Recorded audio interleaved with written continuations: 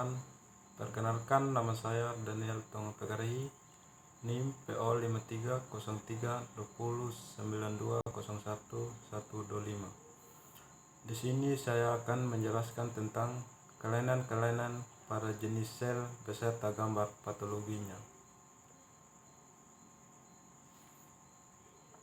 Yang pertama, nekrosis. Pengertian nekrosis. Nekrosis merupakan kondisi cedera pada sel yang mengakibatkan kematian dini sel-sel dan jaringan hidup. Nekrosis disebabkan oleh faktor-faktor eksternal seperti infeksi, racun, atau trauma yang menyebabkan perencanaan komponen-komponen sel menjadi tidak teratur. Penyebab nekrosis. Nekrosis bisa disebabkan oleh faktor eksternal dan faktor internal. Yang pertama, faktor eksternal meliputi trauma mekanik atau kerusakan fisik tubuh yang menyebabkan kerusakan seluler, kerusakan pembuluh darah atau yang dapat menghambat suplai darah ke jaringan terkait, dan iskemia, yaitu berkurangnya darah yang dapat menyebabkan perubahan fungsi pada sel normal. Efek eksternal yaitu suhu tubuh yang terlalu tinggi atau terlalu rendah juga dapat menyebabkan gangguan pada sel yang berujung pada nekrosis. Yang kedua, sedangkan faktor internal penyebab nekrosis yaitu adanya gangguan trombonetik atau penyakit fungsional dari bagian tubuh yang disebabkan karena kekurangan nutrisi dari saraf yang rusak di bagian-bagian yang terlibat, cedera dan kelumpuhan pada sel saraf. Enzim pankreas yaitu lipase juga menjadi penyebab utama nekrosis lemak. Jenis-jenis nekrosis. Pertama, nekrosis koagulatif, yaitu berbentuk seperti gel pada jaringan mati di mana arsitektur jaringan masih bisa bertahan dan masih bisa diamati dengan mikroskop cahaya. Jenis nekrosis ini biasanya terjadi pada jaringan seperti ginjal, jantung, dan kelenjar adrenal. Yang kedua, nekrosis likuifaktif merupakan bentuk berlawanan dari nekrosis koagulatif karena ciri-cirinya berupa pencernaan sel mati yang menghasilkan cairan kental. Jenis nekrosis ini biasanya disebabkan oleh infeksi bakteri dan jamur. Yang ketiga, nekrosis gangren bisa dianggap sebagai jenis nekrosis koagulatif yang menyerupai jaringan termunifikasi. Yang keempat, nekrosis caseous merupakan kombinasi dari nekrosis koagulatif dan nekrosis likuifaktif yang disebabkan oleh mikrobakteria, jamur, dan beberapa zat asing. Dan ini gambar nekrosisnya.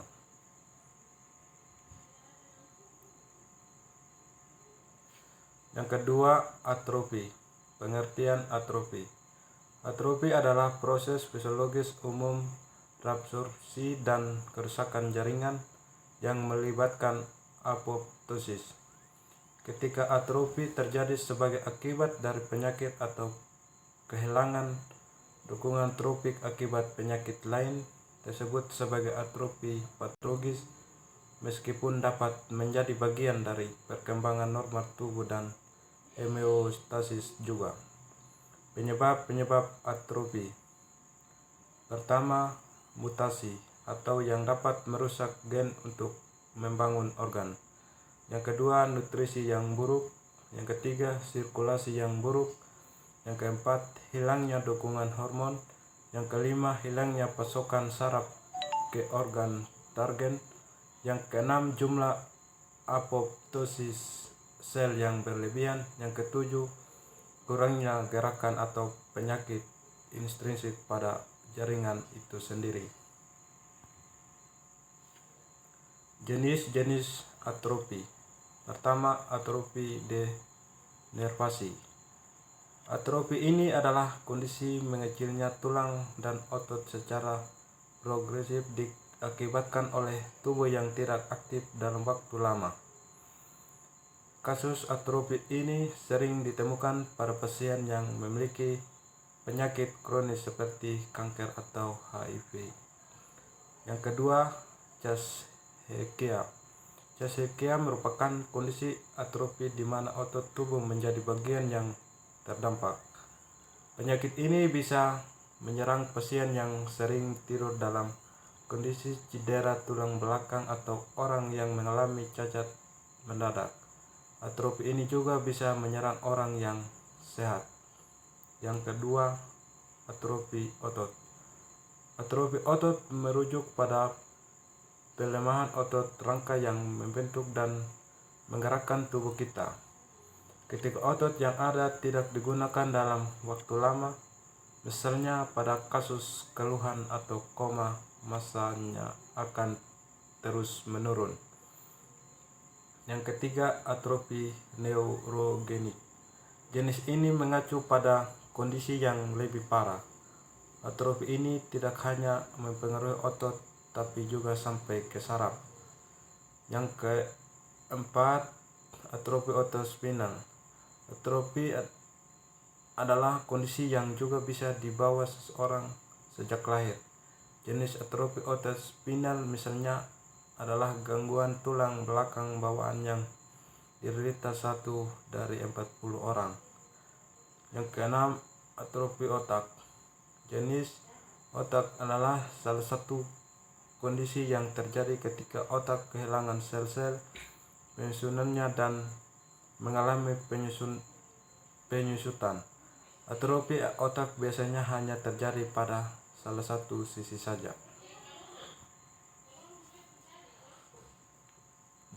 Gambar atrofi.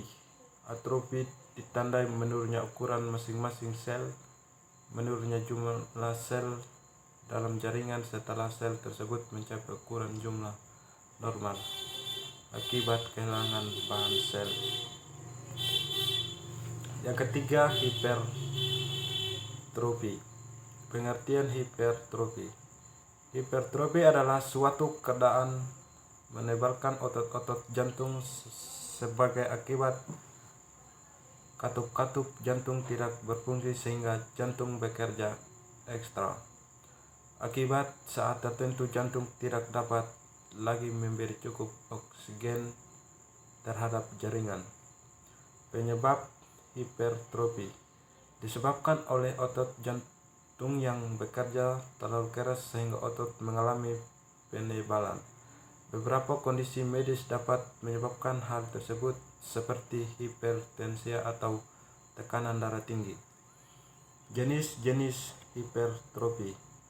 Yang pertama, hipertrofi otot adalah satu bentuk paling umum dan paling jelas dari hipertrofi organ muncul pada organ otot rangka sebagai respon atau latihan fisik atau latihan beban. Yang kedua, hipertrofi ventrikular adalah membesarnya ukuran vertikal jantung. Perubahan ini sangat baik untuk kesehatan jika merupakan respon atau latihan aerobik, akan tetapi hipertrofi ventrikular juga dapat muncul akibat penyakit seperti tekanan darah tinggi. Yang ketiga, hipertrofi payudara. Gigantomastia adalah pertumbuhan ekstrem payudara. Sebagai contoh, masing-masing payudara seberat 5 kg atau lebih. Yang keempat, hipertrofi klitoris. Klitromegali adalah gejala interseksualitas karena klitoris membesar sehingga menyerupai penis. Dan ini contoh gambar hipertrofi. Yang berikut, hiperplasia.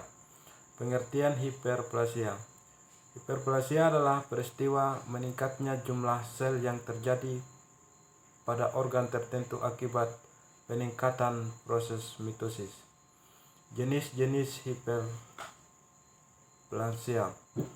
Yang pertama, hiperplasia fisiologis adalah hiperplasia yang terjadi setiap bulan pada sel-sel jaringan endometrium, uterus atau rahim selama stadium folikular pada siklus menstruasi. Yang kedua, hiperplasia patologis adalah hiperplasia yang dapat terjadi karena perangsangan hormon yang berlebihan. Contoh peristiwa ini terjadi pada kasus akumegali, suatu penyakit yang terjadi pada jaringan ikat yang ditandai oleh peningkat hormon pertumbuhan. Yang ketiga, hiperplasi kompensasi adalah hiperplasi yang terjadi karena sel jaringan berproliferasi untuk mengganti jumlah sel yang telah mengalami penurunan pada jaringan tertentu. Hiperplasia ini ditemui pada sel-sel hati setelah pengangkatan sebagian jaringan hati melalui pembedahan. Hiperplasia ini terjadi dengan kecepatan yang signifikan. Dan ini gambar hiperplasia. Yang berikut metaplasia. Pengertian metaplasia. Metaplasia adalah perubahan satu jenis sel normal menjadi jenis sel normal lainnya. Metaplasia sering terjadi sebagai suatu proses maturuasi sel atau sebagai mekanisme adaptasi terhadap stimulus dari luar tubuh. Penyebab metaplasia: rangsangan terus-menerus dan radang kronis. Jenis-jenis metaplasia. Pertama, metaplasia epitelial merupakan proteksi atau serviks, mamen, prostate, dan kadang fungsi sekresi hilang atau epitel bronkus. Yang kedua, metaplasia mesesmal merupakan adaptasi sel. Ini gambar metaplasia. Yang berikut iskemia. Pengertian iskemia. Iskemia adalah kekurangan suplai darah ke jaringan atau organ tubuh karena permasalahan pada pembuluh darah. Tanpa pasokan darah yang cukup, jaringan atau organ juga tidak dapat cukup oksigen. Akibatnya, kondisi yang membahayakan dapat terjadi seperti serangan jantung dan stroke. Penyebab iskemia.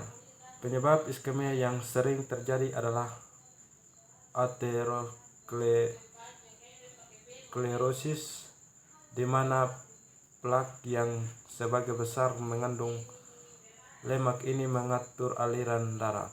Seiring waktu, arteri yang terhambat dapat mengeras dan menyempit atau aterosklerosis. Jenis-jenis iskemia. Yang pertama, iskemia pada usus. Iskemia pada usus terjadi saat arteri pada usus tidak mendapat pasokan oksigen yang cukup untuk proses pencernaan. Kondisi ini dapat terjadi secara tiba-tiba atau akut, berjalan lambat atau kronis. Yang kedua, iskemia pada otak.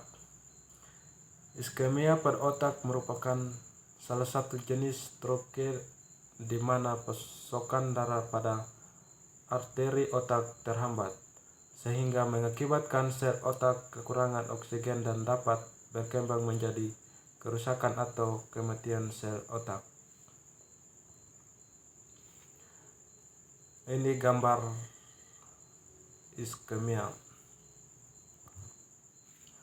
Yang berikut trombosis. Pengertian trombosis Trombosis adalah proses koagulasi dalam pembuluh darah yang berlebihan sehingga menghambat aliran darah atau bahkan menghentikan aliran tersebut. Penyebab trombosis. Yang pertama, pembengkakan di lengan dan kaki secara mendadak. Yang kedua, rasa sakit dan hangat di bagian pengumpulan darah. Yang ketiga, pembengkalan terasa empuk bila disentuh. Yang keempat, kulit berubah warna menjadi merah atau kebiruan menyerupai memar. Yang berikut kelainan-kelainan trombosis. Yang pertama, trombosis adalah penyakit yang diakibatkan oleh produksi trombosit berlebihan dalam darah. Kondisi ini dapat terbagi lagi menjadi dua jenis, yaitu trombositemia primer atau esensial dan trombosis sekunder. Yang kedua, trombositopenia. Kondisi ini berbanding terbalik dengan trombositosis. Trombositopenia adalah kelainan trombosit di mana jumlah keping darah terlalu sedikit, yaitu di bawah 1.500 keping trombosit per mikroliter darah. Lanjutan, immune thrombotrophic purpura adalah kondisi saat tubuh muda mengalami memar atau hematoma dan pendarahan berlebihan. Penyakit ini disebabkan oleh rendahnya jumlah trombosit di dalam darah. Yang berikut, sindrom Bernard-Solider adalah penyakit kelainan trombosit yang sangat langka di mana terdapat keping darah berjumlah sedikit dan berukuran jauh lebih besar dibandingkan ukuran normal. Dan ini gambar trombosis. Yang berikut, emboli. Pengertian emboli. Emboli adalah kondisi di mana benda atau zat asing seperti gumpalan darah atau gelembung gas tersangkut dalam pembuluh darah dan menyebabkan penyumbatan pada aliran darah. Penyumbatan tersebut dapat menimbulkan gejala yang berbeda pada tiap organ, tergantung tipe dan lokasi pembuluh darah yang tersumbat. Penyebab emboli. Pertama, bekuan darah. Darah mengandung agen pembekuan alami yang bertugas membantu mencegah terjadinya perdarahan berlebihan. Yang kedua, kolesterol. Pada pembuluh darah individu dengan aterosklerosis atau penumpukan plak pada pembuluh darah, bagian kecil dari kolesterol dapat terjadi dari sisi pembuluh darah yang kemudian membentuk emboli. Yang ketiga, air ketuban. Sangat jarang terjadi air ketuban yang melindungi janin di dalam rahim dapat masuk ke pembuluh darah saat persalinan, menyebabkan terjadinya sumbatan. Yang keempat, lemak. Patah tulang pada bagian tubuh tertentu dapat menyebabkan partikel lemak dalam tulang dikeluarkan memasuki aliran darah. Partikel lemak tersebut kemudian dapat menyebabkan terjadinya sumbatan. Jenis-jenis emboli. Pertama, emboli udara. Emboli udara adalah masuknya udara ke dalam sistem pembuluh darah. Pada saat operasi sesar, emboli udara dapat terjadi. Yang kedua, emboli air ketuban. Emboli air ketuban adalah masuknya air ketuban dengan segala komponennya seperti rambut janin, lanugo, lemak, mekonium, dan sebagainya ke aliran darah ibu hamil yang dapat menyebabkan kewadaratan obstetrik karena terjadi kardiovaskuler respiratori, kelap, dan perdarahan. Dan ini gambar emboli. Sekian dan terima kasih, semoga bermanfaat. Selamat pagi untuk kita semua.